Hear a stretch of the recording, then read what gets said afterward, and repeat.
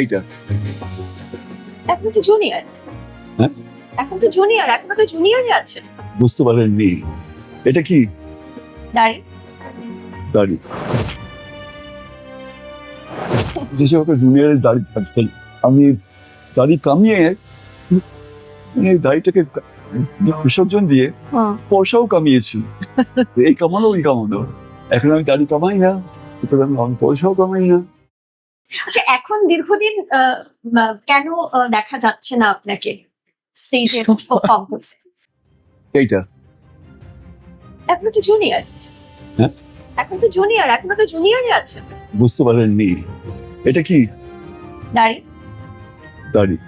দাড়ি খুব পড়ে গেছে, মানে আর আমার গল্পের শেষে দাঁড়িয়ে দিয়েছেন নিজেকে ডিক্লেয়ার করে দিয়েছেন যে না আমি আর এবং করবো না। এবং এবার পরবর্তী অধ্যায় শুরু হবে। পরবর্তী অধ্যায় আমার মেয়েরা। আচ্ছা, আমি আমার বয়স এখন কত জানেন? বলবো? হ্যাঁ, জন্মদিনে তো বলতেই হবে। শুনুন, আমার বয়স 80। 80। আপনারা যদি এখনো আমাকে ব্যাধি দেখাতে বলেন, কিন্তু আপনাদের অন্যায় করা হবে। পরবর্তী প্রজন্মের কাছে অন্যায় করা হবে।